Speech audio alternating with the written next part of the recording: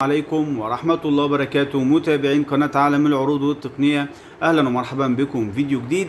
الناس اللي بتحب برنامج طلبات، تحب تسوق، تحب تشتري حاجات جديدة، تشتري حاجات كويسة جدا، برنامج طلبات عامل أسايم شراء. عشان نستفيد منها لازم ننزل برنامج طلبات. هسيب لكم رابط الإحالة بتاعي أسفل الفيديو. لو أنت دخلت من خلاله دي حاجة ترجع لك، أنت عايز تدخل من خلاله أو لأ، وسجلت من خلاله، بيجي لك 3 أسايم، كل قسيمة ب50 جنيه، يعني 150 جنيه. تقدر تاخد خصم على اول 3 اوردرات 50 جنيه على الاوردر. دي حاجه تمام. وبرده دي براحتك، عايز تدخل من الرابط بتاعي او تدخل على طول على البرنامج وتحمله، دي حاجه ترجع لك. تاني حاجه، لو انت من مدينه بورسعيد هتدخل الكود، هتدخل القسيمه اللي هي بورت سعيد 200. هندخل القسيمه ازاي؟ بعد ما بنسجل بحساب الجوجل هندخل كده على لديك قسيمه خصم، تمام، وهنكتب هنا بورت سعيد 200.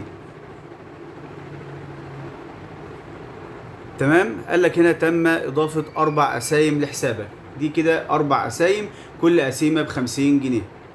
في بقى القسيمه الجنرال اللي هي عامه، اللي هي اي حد يستفيد منها، بس لازم يكون الحساب بتاعه جديد. هيدخل كده على برضو لدي قسيمه خصم، تمام كده. وهنكتب بقى القسيمه الجميله جدا دي اللي هي سيف 200. قال لي سيف 200 قسيمتين خصم.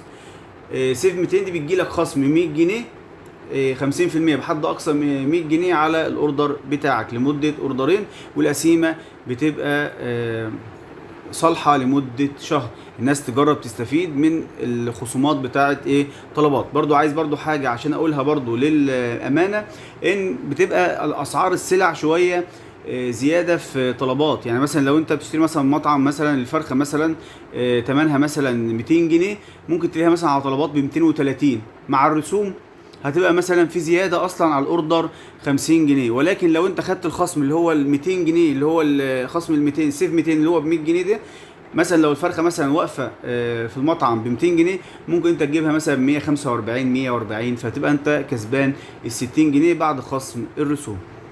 الناس تجرب. عندك رابط الإحالة سيبهولك أسفل الفيديو.